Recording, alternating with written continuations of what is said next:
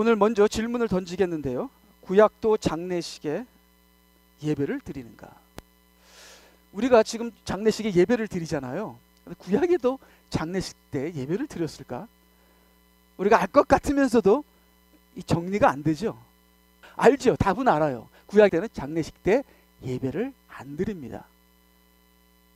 장례식에 예배를 드릴 수가 없어요. 있을 수가 없는 일이에요, 구약에서는. 근데 신약에서는 예수님께서 죽음을 이기셨기 때문에 장례식 때 예배를 드릴 수 있습니다.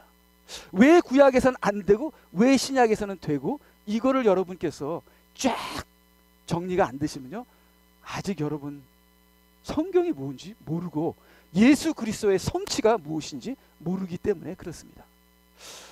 이런 예배당에 시신이 들어와도 됩니까? 여러분, 여기에 대한 확신이 없을 때는 성경이 아직 여러분에게 정립이 되지 않은 것입니다. 구약에는 장례식 때 예배를 드릴 수 없습니다. 그리고 구약의 장례식은 예배가 아닙니다. 그러면 구약의 장례식은 뭐죠? 거기에 대해서 제가 여러 인터넷을 보고 성경을 보면서 제가 정리를 해봤습니다. 자, 구약에서 예배는 성막의 제사입니다. 여러분, 그 지성소까지 아무도 못 들어갑니다. 대제사장이 1년에 한 번 들어갑니다. 하나님의 임재까지 가는 게, 이거는 너무나 특별하고 너무나 귀하고 너무나 엄중하기 때문에 아무나 들어갔다는 직사해버립니다. 근데 신약에서는 얼마나 놀라운 변화가 일어났는지, 예수 그리스도의 피가 얼마나 능력이 강한지, 우리가 매 순간마다 매 초마다 예수 그리스도의 이름을 부르시게 되면 하나님의 지성소로 들어가는 거예요. 그리고 우리가 예배 볼 때마다 우리는 지성소로 들어갑니다. 그러니까 이 예수 그리스도의 성취가 얼마나 큰 변화를 가져오고 우리를 거듭나게 했는지, 이거는 이루 말할 수가 없는 하나님의 능력이 바로 예수 그리스도의 성취입니다. 성취. 근데 구약에는 아직 성취가 안 됐어요. 그렇기 때문에 구약에서는 부정한 것은 성전 근처에 들어오지도 못하고 부정한 곳으로는 제사를 드릴 수가 없습니다. 특별히 시신은, 그 당시 이스라엘 백성이라도 그 누구라도 시신은 부정한 것이므로 성전에 들어갈 수도 없고 제사에 전혀 참여할 수가 없습니다. 그렇기 때문에 구약에서는 장례식이 예배가 아닙니다. 구약의 예배는 뭐예요? 지성소로 들어가는 거예요. 자, 우리는 매 순간 지성소로 들어갑니다. 여러분 집안에서도 방 안에서도 무릎을 꿇고 예수님 하는 순간에 지성소로 들어가는 거예요. 그러니 우리가 갖고 있는 축복이 얼마나 놀랍고, 근데 이러한 축복을 값싸게 여기면서 무시하는 우리는, 하나님의 그 특권을 값싸게 여기는, 예배를 값싸게 여기는, 하나님과의 임재와 기도와 찬양을 값싸게 여기는 우리들의 죄야말로 더 커지는 거죠. 그것을 외면하는 자의 죄는 더 커지는 겁니다. 자, 여기서는 장례식을 하지 않습니다. 여기서는 장례식을 하지 않습니다. 거룩해야만, 거룩한 것만 이 안으로 들어갈 수 있는 것이죠. 자, 그래서요, 그 다음에, 자, 구약의 장례의 절차를 보게 되면요, 숨을 거둔 다음에 슬피 우는 기간이 있습니다. 그 다음에 시신을 씻고 기름을 바르고 천으로 감쌉니다. 온 가족과 친구들이 무덤까지 행렬을 합니다. 그러니까 이게 옛날 우리나라에서 이런 장례 행렬이 있잖아요. 이제 가면 언제 오나, 그런 행렬과 비슷한 거예요. 죽은 지 24시간 안에 매장을 해야 됩니다. 굴에다 안치를 해야 되는 거죠. 그 다음에 무덤을 돌로 막은 다음에 30일 정도의 애도의 기간을 갖습니다. 자, 고인의 집이나 시신을 만진 자들은 부정함으로 유가족들과 가까운 친구들은 자신을 성결케 해야 합니다. 그래야지 하나님께 제사를 드릴 수 있는 것이죠. 자, 그러면 이게 이제 구약의 장례의 절차인데 여기에는 예배가 있지 않습니다. 자, 그럼 구약의 장례를 한마디로 얘기한다면 구약의 장로는 애도하는 의식이다.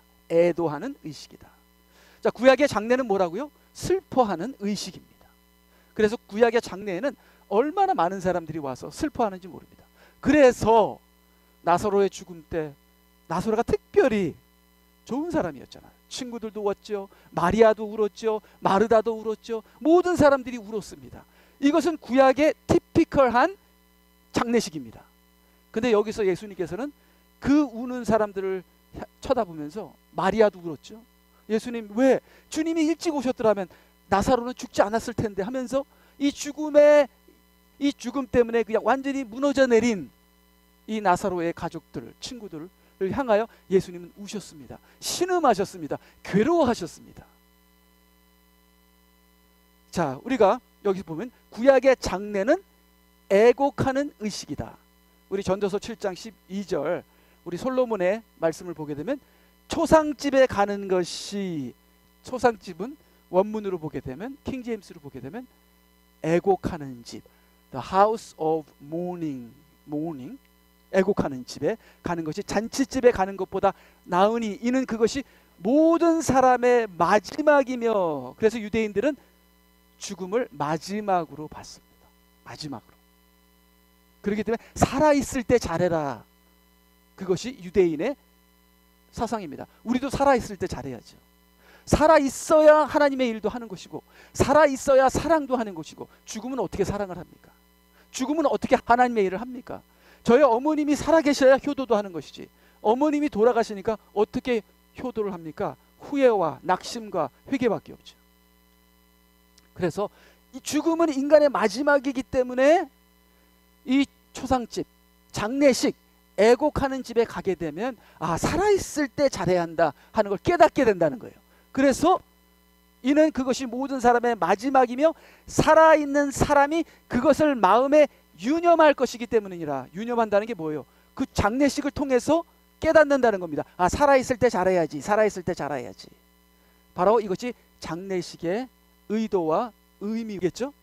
요한복음 11장 31절 나사로의 이야기죠. 그러므로 집에서 마리아를 위로하며 그녀와 함께 있던 유대인들은 그녀가 급히 일어나서 나가는 것을 보고 따라 나가며 말하기를 무덤에 가서 울려고 그리로 간다고 하더라. 그러면 장례식은 우는 것이 장례식입니다. 그리고 그 우는 가족들을 위로하는 것이 장례식입니다. 이것이 구약의 장례식이죠. 그래서 보통 우리가 하는 장례식을 보면 구약의 장례식입니다. 이것이 틀리다는 것이 아닙니다. 구약에서 성도들이 그렇게 했죠. 근데 예수님께서는 구약의 장례식을 보면서 매우 신음하셨습니다. 자, 왜 신음하셨는지 우리가 계속 보겠는데요. 자, 여기 왜 장례가 애곡의 시간인가? 자, 유대인들도 부활을 믿지만 그것은 먼 미래입니다. 유대인들은 부활에 특별한 의미를 두지 않습니다. 왜냐하면요, 죽으면 땅 밑 음부로 내려가서 침묵의 상태로 있게 됩니다. 우리 신약에서는 잠잔다 그러죠. 유대인들의 소망과 기업은 땅이고 현재입니다. 그래서 이스라엘은 땅이 기업이고 교회는 하늘이 기업입니다. 자, 우리 교회의 소망은 뭡니까? 교회의 기업은 미래이고 하늘이고 새 예루살렘이 교회의 소망이고 기업입니다. 그래서 우리는 새 예루살렘과 하늘과 미래를 위해서 살고, 이스라엘 백성은 지금 현재 가나안 땅을 위해서 삽니다. 왜냐하면 가나안 땅이 하나님의 나라이니까. 우리는 세상과 싸우며 하나님의 나라를 기다리지만 이스라엘 백성은 하나님의 나라에서 세상과 싸웁니다. 그 나라가 기업이죠. 그래서 이스라엘 백성은 가나안 땅에서 하나님을 섬기며 주의 복을 누리고 사는 것이 이스라엘의 사명이고, 장례는, 죽음은 그 가나안 땅을 떠나는 슬픈 시간입니다. 그렇기 때문에 이스라엘은 부활의 의미를 두는 것이 아니라 현재 가나안 땅에 의미를 두기 때문에 이스라엘 백성들에게는 땅을 떠나는 죽음은 슬픔인 것을 우리가 알 수 있습니다. 우리 히스기야를 보면요, 여기 히스기야 왕이죠.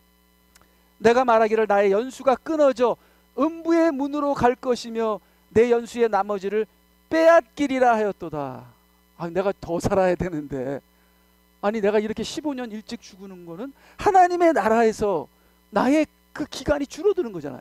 그러니까 이 히스기야가 더 오래 살겠다는 이 장수의 욕심이 있었다기보다는 히스기야는 하나님의 나라를 떠나는 것이 너무 싫었습니다. 여기서 하나님의 지도자로, 하나님이 세우신 왕으로, 하나님의 백성으로, 하나님의 나라를 위해서 하나님과 동행하며 살고 싶습니다. 나는 음부로 내려가기 싫습니다. 음부로 내려간다는 건 이제 끝이거든요. 자기의 사명 끝. 그래서 11절 보니까 내가 말하기를 내가 주를 보지 못하리라. 산자들의 땅에서는 주를 보지 못하리라. 가나안 땅을 얘기하는 거죠. 내가 세상의 거민들과 더불어 더 이상 사람을 보지 못하리라. 세상 사람들과 똑같이 나는 음부로 내려간다는 거예요. 세상 사람들도 음부로 내려가고 이스라엘 백성들도 음부로 내려가고, 이제는 음부에서 안 믿는 자들은 지옥으로 가고 믿는 자들은 낙원으로 가지만 거기서 침묵과 잠자는 상태에서 아무것도 안 하고 나는 이 땅에서 하나님을 섬기고 싶습니다. 더 오래 살게 해주세요 하는 것이 히스기야의 기도였습니다. 계속 38장 18절을 보니까 이는 음부가 주를 찬양하지 못하며 사망이 주를 경축하지 못하고 구렁에 들어간 자들은 주의 진리를 바랄 수 없음이니라.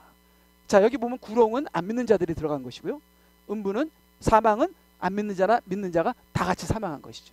그러니까 지옥으로 가나 낙원으로 가나 음부에서는 하나님의 사역을 할 수가 없다는 것입니다. 이제 나는 끝났다는 것입니다. 그래서 지금 히스기야가 슬퍼하고 있습니다. 그래서 기도했죠. 그래서 하나님께서 히스기야에게 15년을 더 주시죠. 그때 히스기야가 얼마나 기뻤는지 모르죠. 물론 그 사이에 문제를 일으켰지만 히스기야가 19절 살아있는 자 두 번 얘기하죠. 살아있어야 된다. 죽으면 안 된다. 살아있어야 된다. 살아있어야 하나님의 일을 하지. 그가 살아있는 자 그가 내가 오늘 행하고 있듯이 주를 찬양하리이다. 내가 지금 살아있어서 주를 찬양하는 것처럼 살아있어야 된다. 그러니까 주님 나를 살려주소서, 이렇게 말씀을 드립니다. 그래서 여러분들 치유해달라고 기도하세요. 맞는 말입니다. 맞는 말이에요. 건강하게 해달라고 기도하세요. 근데 여러분들이 건강을 하나님을 위해서 안 쓰고 여러분의 육신의 정욕으로 쓰기 때문에 그래서 약해지는 거예요. 그렇기 때문에 회개하고 건강케 해주시옵소서. 살아있어야 주님의 일을 하고 사명을 감당하는 것이 아닙니까? 이렇게 히스기야의 기도를 더 드리셔야 하는 것이죠. 살아있는 자 그가 내가 오늘 행하고 있듯이 주를 찬양하리다. 아비가 자식들에게 주의 진리를 알게 하리이다. 내가 살아있어야 자녀들에게 하나님의 진리를 전수해 줄 것이 아닙니까? 이렇게 히스기야가 기도합니다. 그래서 이스라엘 백성은 죽음이 슬픔의 의식이다. 이렇게 구약 사람들은 그랬습니다. 그리고 부활에 그러한 의미를 두지 않았습니다. 부활은 먼 미래, 지금 현재 하나님 나라에서와 상관이 없는 의미를 두지 않은 것이죠. 자, 그러면 그 다음에 솔로몬과 고라의 아들들과 다윗의 얘기를 들어보면 비슷합니다. 구약의 사람들은 다 비슷해요. 전도서 9장 10절 솔로몬이죠. 내 손이 찾은 할 일은 무엇이든지 힘을 다하여 할지어다. 건강할 때 열심히 주님을 위해서 일하라 이거죠. 이는 내가 가는 음부에는 일도 없고 계획도 없고 지식도 없고 지혜도 없습니다. 그렇기 때문에 일단 죽으면 아무것도 못해. 몸이 약하면 아무것도 못해. 그래서 건강할 때 세월을 아끼라. 시간을 아껴서 헛된 짓 하지 말고 시간을 낭비하지 말고 지금 이 빠르게 가는 이 마지막 때에 정신을 차려서 여기 보니까 내 손이 찾은 할 일은 무엇이든지 힘을 다하여 할지어다. 솔로몬이 지혜의 말씀을 주죠. 시편 115편 17절 고라의 자손들이 한 거예요. 죽은 자는 주를 찬양하지 못하나니 침묵으로 내려가는 어떤 자도 못하느니라. 이 낙원에 들어가게 되면 그냥 쉬는 거예요. 자는 거예요. 침묵하는 거예요. 시편 6편 5절 이건 다윗이 얘기한 거죠. 사망 중에는 주를 기억함이 없사오니 음부에서 누가 주께 감사드리겠나이까. 물론 지옥에 간 사람은 하나님을 저주하겠죠. 낙원에 간 사람은 물론 하나님을 감사하고 찬양한다고 저는 생각해요. 그렇지만 지금은 뭐예요? 자는 기간, 침묵하는 기간이에요. 자, 그러면 여기 우리 나사로 이야기를 보게 되면 신약에서는 조금 죽은 자에 대해서 조금 자세하게 나와요. 부자가 지옥에서 고통을 받는 중에 눈을 들어 저 멀리 아브라함을 보았더니 나사로가 그의 품에 있는지라. 자, 나사로는 여기서 쉬고 있습니다. 침묵하고 있습니다. 자고 있습니다. 누구의? 중보자의 품에, 아브라함의 품에, 예수님의 품에. 자, 여기 보니까 부자는 지옥에서 고통을 하고 있죠.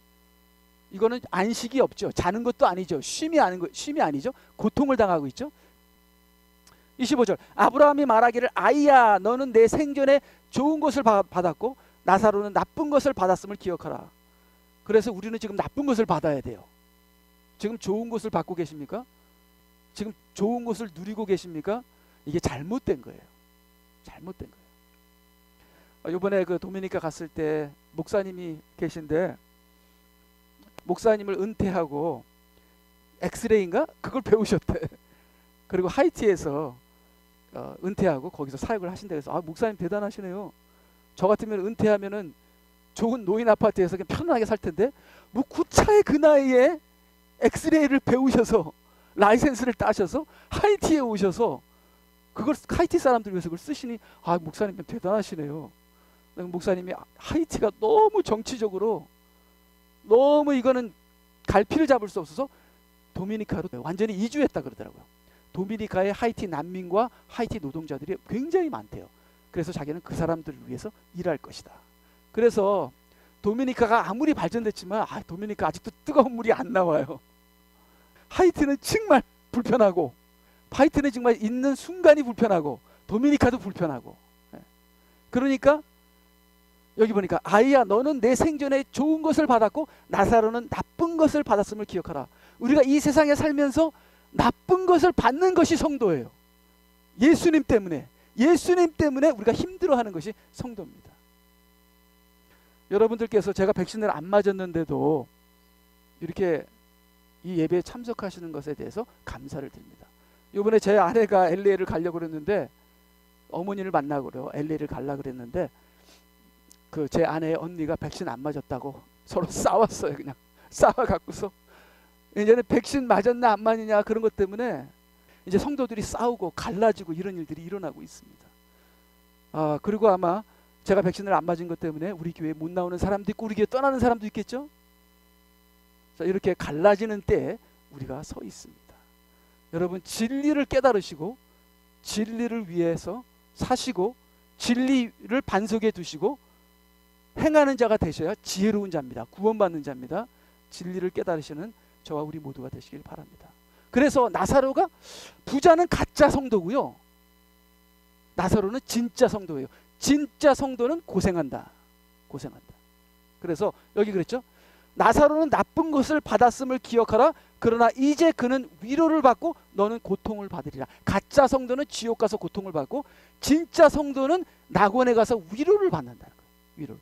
그러니까 낙원에서 잠자면서 아무것도 안 하는 것이 아니라 거기에는 예수 그리스도의 품이 있고 거기에는 위로가 있고, 뭐 있는지 모르겠어요.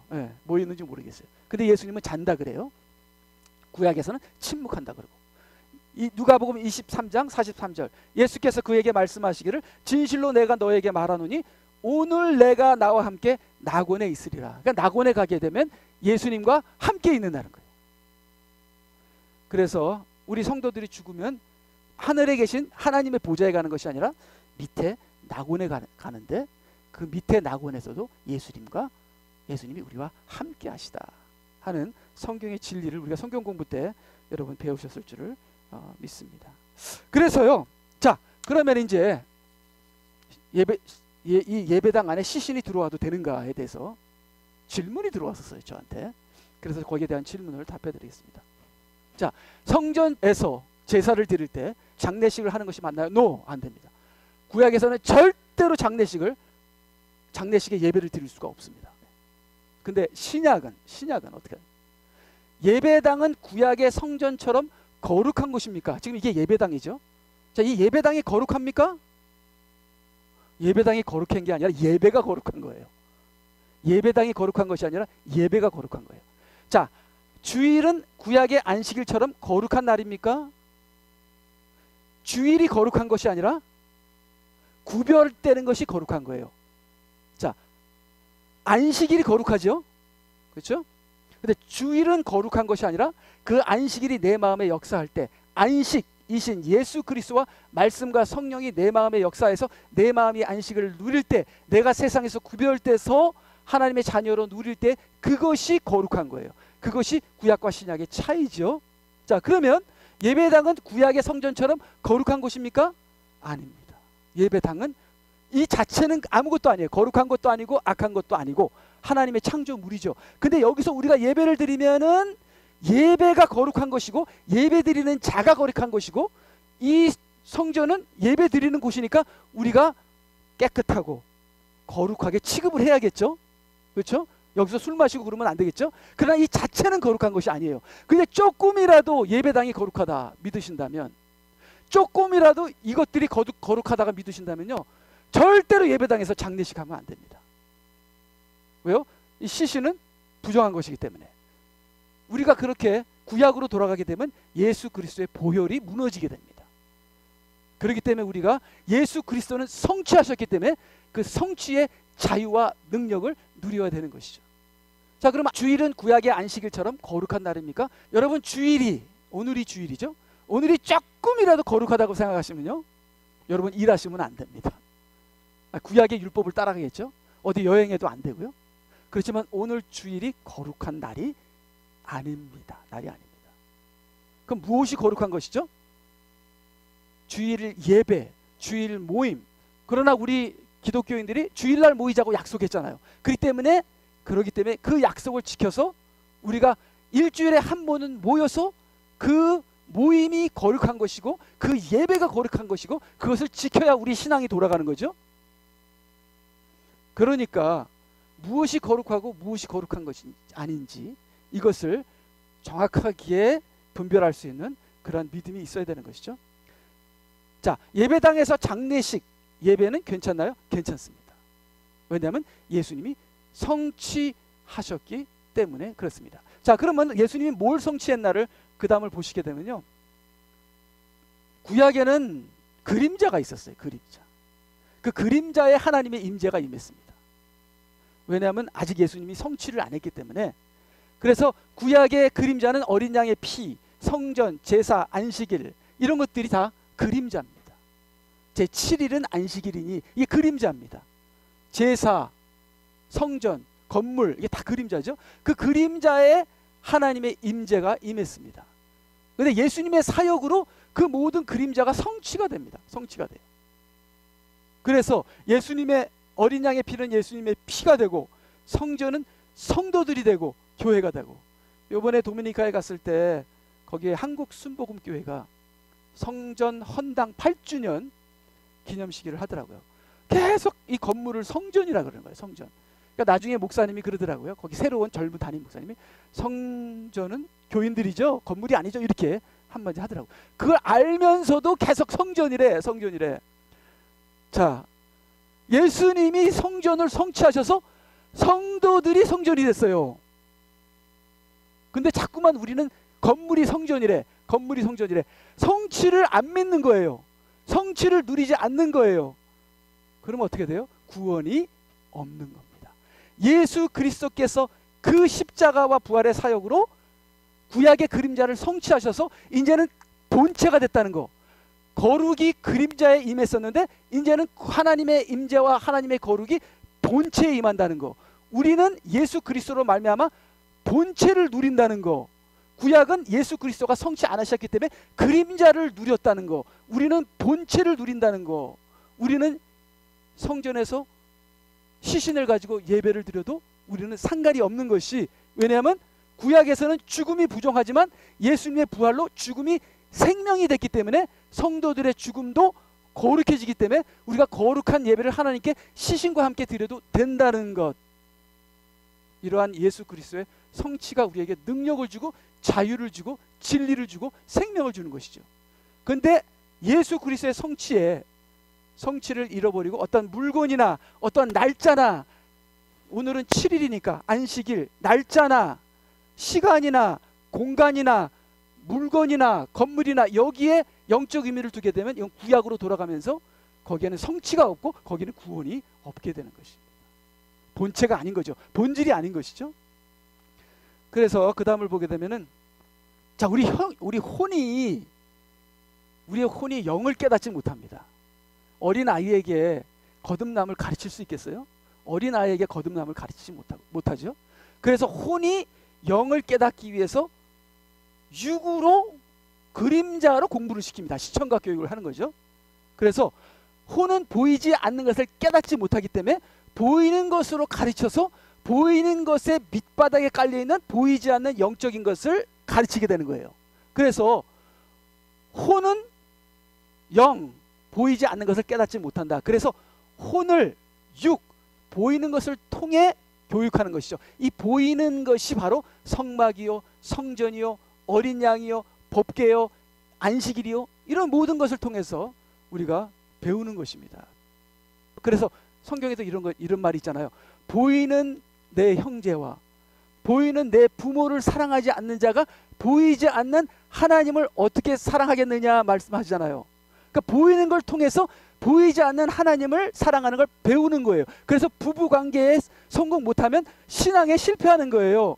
자녀들에게 사랑을 베풀지 않냐고 자녀들의 마음을 아프게 하는 건 그건 신앙에 실패하는 거예요. 아내를 사랑하지 않거나 남편을 존경하지 않는 건 신앙에 실패한 거예요. 왜요?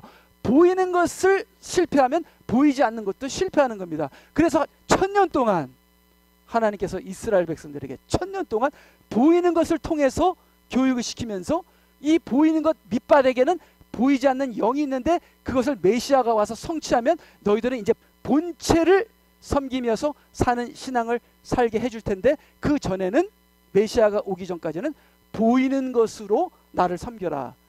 근데 메시아가 오셨잖아요.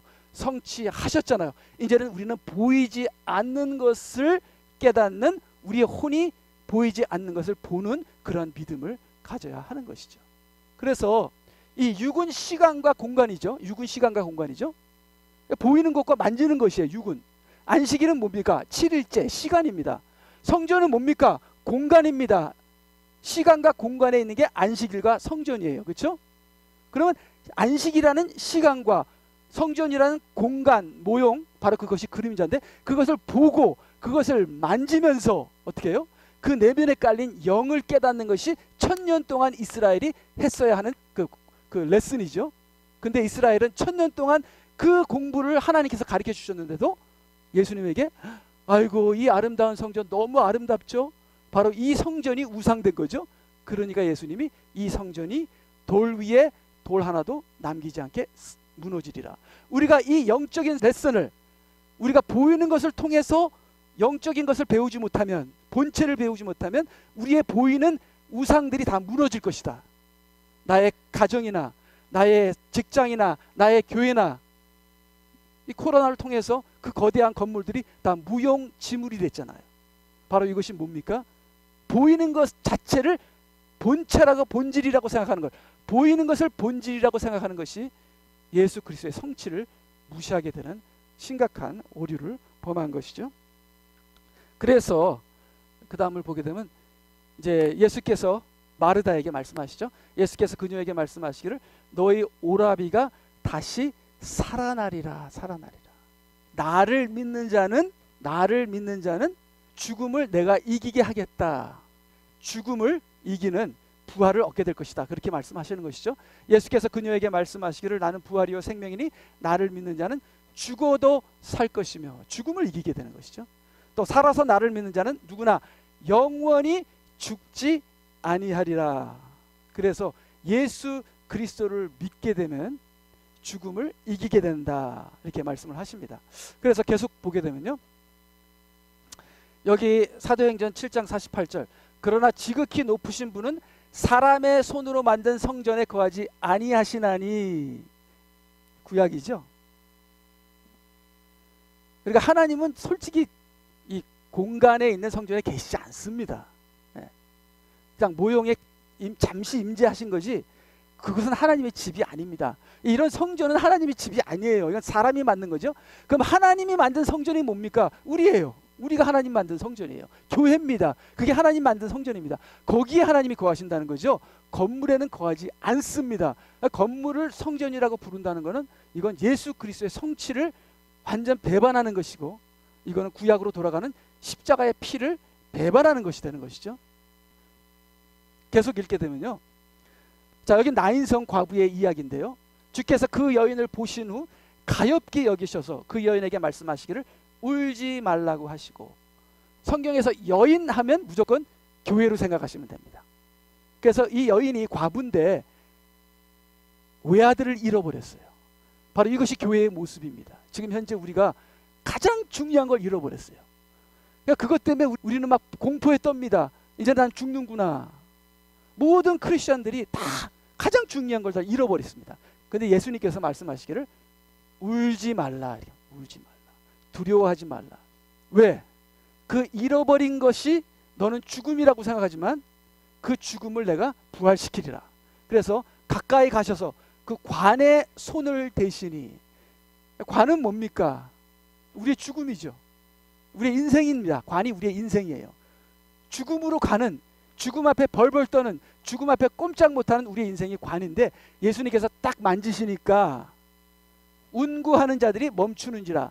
주께서 말씀하시기를 젊은이요 내가 너에게 말하노니 일어나라고 말씀하시고, 그 죽은 사람이 앉아서 말하기 시작하더라. 주께서 그를 그 어머니에게 돌려주시니. 그래서 예수님께서 우리가 잃어버린 것을 돌려주실 것입니다.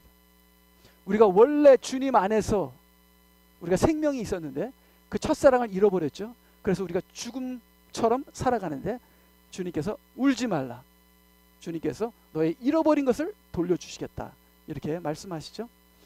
자, 그리고 여기서 우리 나사로의 이야기에서도 마찬가지죠. 예수께서 그 말을 들으시고 말씀하시기를 이 병은 죽음에 이르는 것이 아니니라. 분명히 말했죠. 크리스천들에게 있어서, 믿는 자들에게 있어서 병이나 문제나 재난이나 그 어떤 것도 죽음에 이르는 것이 아니라, 이것은 뭐예요? 하나님의 영광을 위한 것이라. 이는 하나님의 아들이 그 일로 인하여 영광을 받게 하려 함이니라고 하시니라.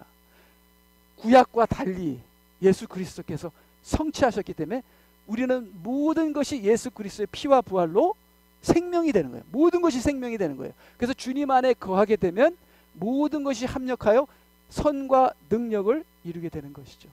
11절 주께서 이 말씀을 하신 후에 그들에게 말씀하시기를 우리의 친구 나사로가 잠들었도다. 죽었다고 안 그러잖아요.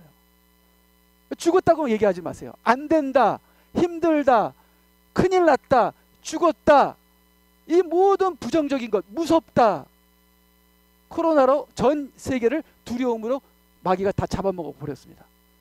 그러니까 그것 때문에 서로 두려워하면서 막 싸우고 난리치고, 너는 받았냐 안 받았냐, 가까이 오지 마라, 미친 이 미치광이 행동들이 일어나고 있는 거예요. 지금 예수님께서는 나사로가 죽었다고 얘기 안 하잖아요. 그는 죽은 것이 아니라 잠들었다. 그러나 내가 그를 잠에서 깨우러 가노라. 부활시키겠다는 것이죠. 그래서 그 다음에 그러나 그들 중 몇 사람이 말하기를 소경에 눈을 뜨게 한 사람이 그 사람은 죽지 않게 할 수 없었더냐. 죽었다는 거죠. 또 왜 이런 일들이 나에게 일어나지요? 왜 나사로가 죽었지요? 이렇게 이 죽음 앞에서 이 무너질 때 예수님께서, 그러므로 예수께서 다시 속으로 신음하시며 무덤에 오시더라. 이렇게 부정적인 죽음에 눌리는 소리를 우리의 입에서 할 때 예수님께서는 신음하신다는 거죠. 신음하시. 우리에게는 죽음이라는 것이 없다는 거예요. 그 다음에 마리아도 그렇죠. 마리아가 예수께서 계신 곳에 와서 주를 보고 그의 발 앞에 엎드려 말씀드리기를 주여 만일 주께서 여기 계셨다라면 나의 오라비가 죽지 아니하였겠나이다. 예수님의 발 앞에서 말씀을 듣는 마리아도 나사로가 죽었다는 거예요. 우리가 보이는 건 죽었잖아요. 근데 예수님에게는 나사로는 안 죽은 거예요. 그러니까 죽었다, 안 된다, 힘들다, 괴롭다 하는 모든 것이 뭐예요? 이거는 죽음의 신앙이에요. 죽음의 신앙. 33절 그때 예수께서 그녀가 우는 것과 그녀와 함께 온 유대인들도 우는 것을 보시고 영으로 신음하시며 괴로워하시다가, 그러니까 유대인들이 우는 것만 갖고 이 믿음 없는 사람, 그게 아니었어요. 마리아도 울었어요. 마리아나 유대인이나 죽음 앞에서 울 수밖에 없는 그 믿음을 예수님께서는 감당을 못하게, 힘들어서 이렇게 연약한 인생들, 무너져 내리는 인생을 예수님께서는 너무 힘들어서 영으로 신음하시며 괴로워하시다가, 교회나 이스라엘이나 모두가 고난과 재난과 환난 앞에서는 무조건 다 무너져 내리면서 그것을 이기지 못하는 거예요. 그래서 예수님께서 굉장히 힘들어하며 이기는 자가 되라, 이기는 자가 되라. 죽음 앞에, 환난 앞에 그 어떤 역경이 와도 이기는 자가 되라. 우리에게는 죽음이라는 것이 없다. 예수 그리스도의 피로 성취된 우리는 어떤 어려운 환난도 생명이다. 그렇게 말씀하시는 것이죠. 자, 그래서 마지막으로 이게 아나니와 삽비라잖아요. 아나니와 삽비라 같은 불신자들은 교회에서 장례를 하면 안 됩니다. 안 됩니다. 자, 믿는 자들은 그 시신을 교회 안에서 장례해도 되지만, 만약에 믿지 않는 불신자나 이렇게 믿음으로 살지 않고 세속적으로 사는 그런 사람들은 교회 안에서 장례를 하면 안 됩니다. 내가 확신이 없으면, 그분이 하나님 나라에 갔다는 확신이 없으면 교회 안에서 시신을 놓고 하거나 장례식장에서 시신을 놓고 하거나 다 똑같아요. 다 예배예요. 불신자를 예배드리면 안 돼요. 불신자의 시신을 예배드리면 안 된다. 그건 구약이나 마찬가지예요. 지금이나 구약이나 신약이나 불신자는 똑같아요. 예배드리면 안 돼요. 근데 믿는 자는 예수 그리스도가 성취해서 죽음이 생명으로 바뀌었기 때문에, 나는 부활이요 생명이니 나를 믿는 자는 죽어도 살겠고 무릇 살아서 나를 믿는 자는 영원히 살리라 했기 때문에, 믿는 자들은 시신을 놓고 같이 예배를 드려도 된다는 것입니다. 그래서 여기 베드로가 말하기를, 아나니아야 어찌하여 사탄이 너의 마음을 가득 채워 성령께 거짓말하며 또 토지 대금의 일부를 감췄느냐. 헌금을 왜 거짓말을 해요? 아니, 안 내면 되는 거지. 뭐 10불 내놓고 100불 냈다고 왜 거짓말을 해요? 그리고 또 헌금을 또 도둑질하는 사람도 있어요. 제가 전도사일 때 헌금을 2번을 도둑맞았습니다. 헌금을 항상 잘 관리를 해야 돼요. 참 별 사람들이 다 있어요. 헌금을 낼 때 거짓말로 내던가, 또 낸 헌금을 또 도둑질한다든가. 자, 이런 사람들이 아나니와 삽비라 같은 사람인데요.